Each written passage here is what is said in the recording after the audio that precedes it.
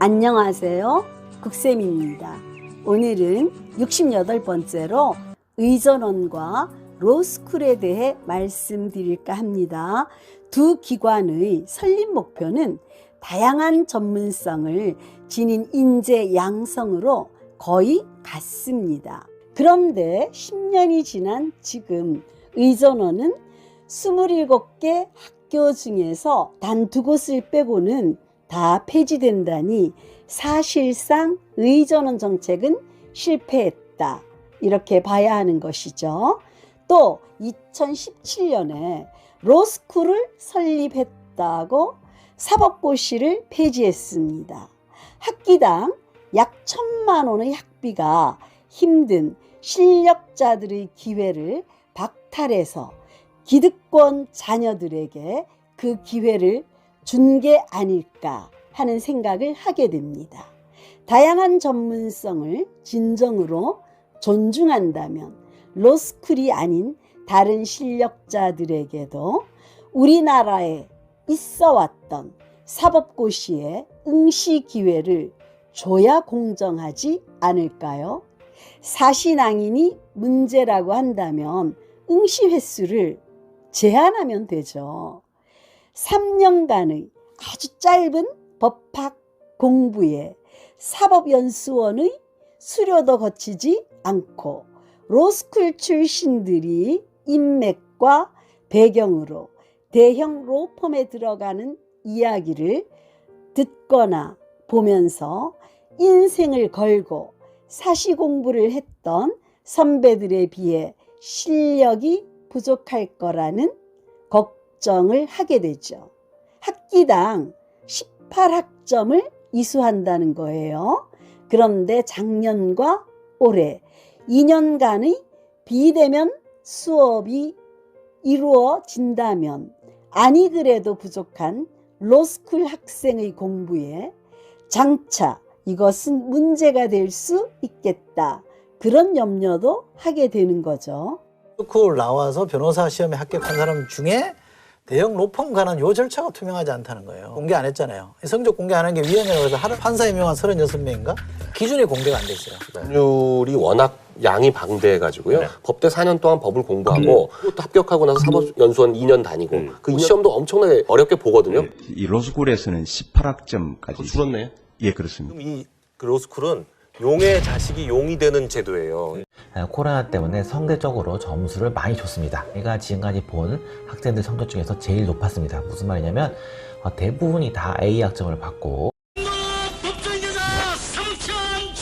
되는 사법시험을 존치해야 한다는 입장과 로스쿨 제도의 정착을 위해 예정대로 폐지해야 된다는 입장차가 첨예한 상황. 돈 없고 백 없는 사람들이 등용할 수 있는 절호의 기회. 의전원부터 살펴보면 6년간의 의대 공부를 의전원에서 4년 동안 한다는 거죠. 이미 차이가 예견됩니다.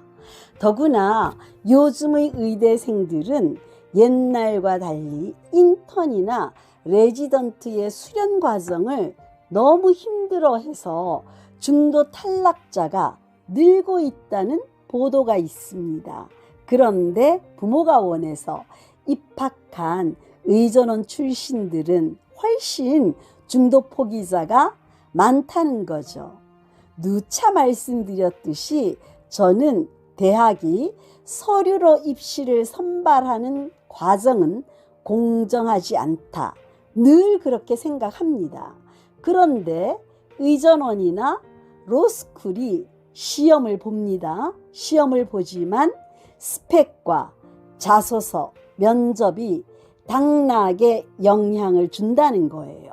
그렇다면 저는 그 선발 과정부터 믿기 어렵다고 생각합니다.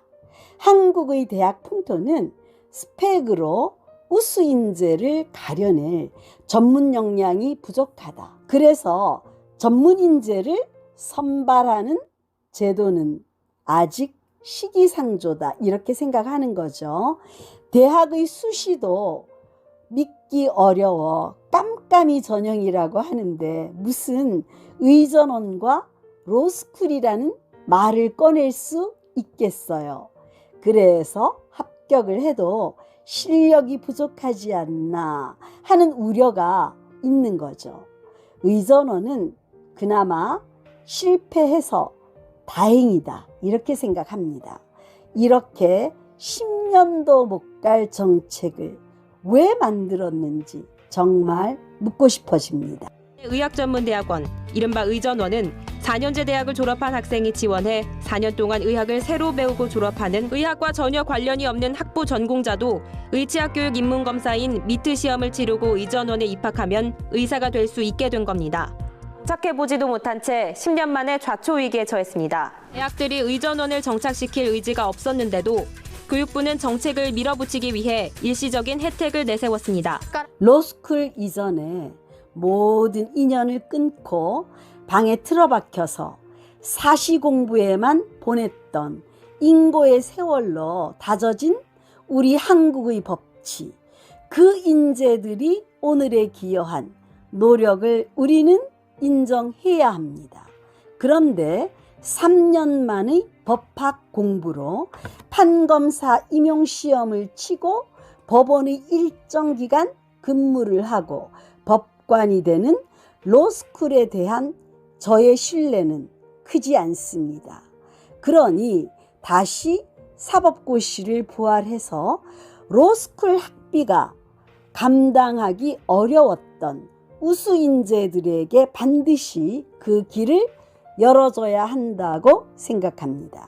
지난 총선 때 의대 출신인 안철수 후보도 그 문제를 공약으로 내세웠어요.